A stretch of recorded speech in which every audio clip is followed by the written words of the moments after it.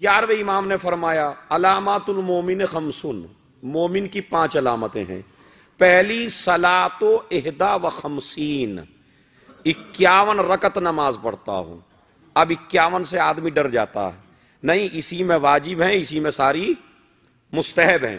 51 رکعت نماز پڑھتا ہو، امام علیہ السلام نے پہلے بیان کیا مومن کی علامات میں کہ نمازی ہو۔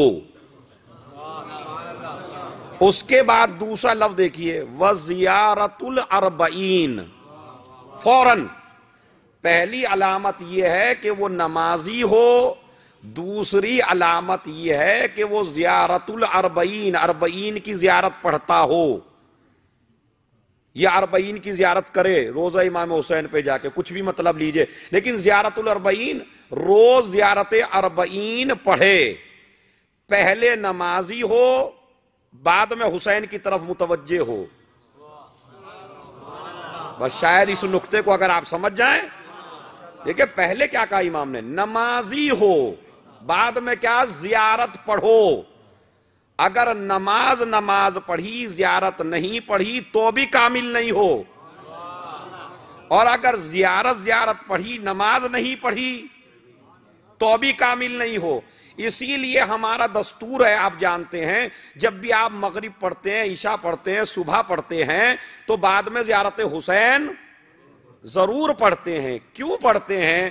اس لیے کہ نماز اس کی ہے جس نے پیدا کیا ہے، زیارت اس کی ہے جس نے دین بچایا ہے۔ تو لہذا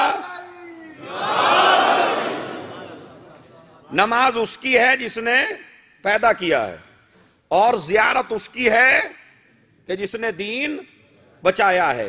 لہذا ہم زیارت 40 پڑھتے ہیں۔ زیارت 40 کے بعد فوراً رکھا امام علیہ السلام نے وَالتَّخَتُّمُ بِالْيَمِينِ، عقیق کی انگوٹھی داہنے ہاتھ میں پہنتا ہو۔ اب اگر میرے پاس وقت ہوتا تو یہ بڑا فلسفہ ہے، لیکن 1 گھنٹے کا ہے پورا، اس لیے کہ کچھ زمانے میں یہ کوشش ہوئی تھی کہ انگوٹھی داہنے ہاتھ میں نہیں پہننی چاہیے، اور یہ ایک جنگ کی طرف اشارہ ہے، لیکن میں نہیں بتا سکتا اسے، انشاءاللہ پھر کبھی جس کو پوچھنا ہو میرے سے پوچھ سکتا ہے کہ وجہ کیا ہے۔ لیکن یہ کہ ایسا ہوا تھا کہ داہنے ہاتھ سے انگوٹھی اتار کے بائیں ہاتھ میں کسی جنگ میں پہن لی گئی تھی، سنت رسول مٹانے کے لیے۔ اب مولا نے کیا فرمایا کہ سنت کو زندہ رکھو رسول کی، اور آپ داہنے ہاتھ میں انگوٹھی پہنو، عقیق کی انگوٹھی۔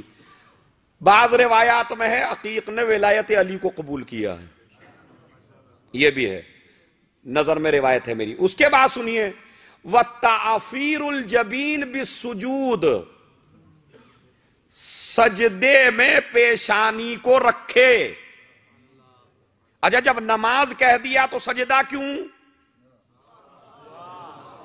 بھائی نماز میں سجدہ ہی تو ہے، نہیں یہ انکساری کی طرف اشارہ ہے، یعنی زیارت کرنے کے بعد، نماز پڑھنے کے بعد غرور میں مبتلا نہ ہو جانا، پھر شکر کے سجدے میں گر جانا کہ تو نے ہمیں توفیق دی ہے نماز اور زیارت کی۔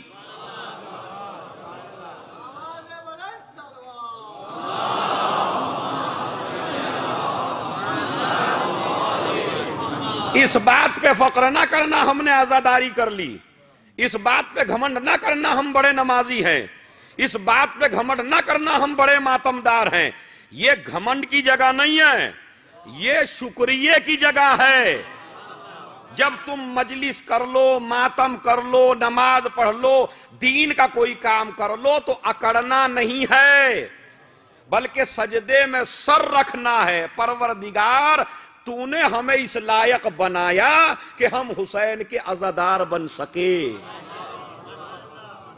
تعفیر الجبین بھی والجہر بسم اللہ الرحمن الرحیم، بلند آواز سے بسم اللہ پڑھتا ہو، خالی نماز میں نہیں، جب بھی گھر سے نکلے بسم اللہ الرحمن الرحیم، کوئی کام کرے بسم اللہ الرحمن الرحیم۔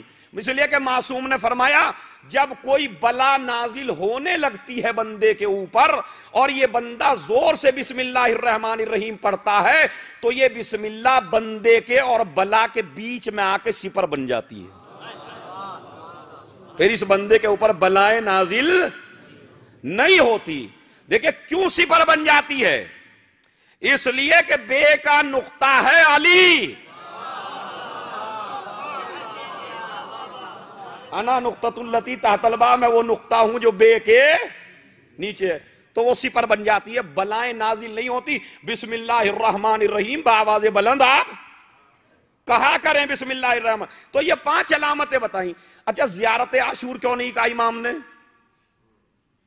دوسری روایات میں کہا ہے لیکن مومنین کی علامت میں رکھا زیارت کیوں؟ اسی طرف اس کی طرف توجہ دیں، یہی میں لانا چاہتا تھا آپ کو. اس لیے کہا گیا ہے، اس لیے کہ کسی بھی زیارت میں امام حسین علیہ السلام کا مقصد بیان نہیں ہوا ہے. پڑھ لیجئے آپ. ہدف امام حسین علیہ السلام، امام حسین کیوں نکلے تھے، اس کا مقصد صرف اور صرف زیارت اربعین میں بیان ہوا.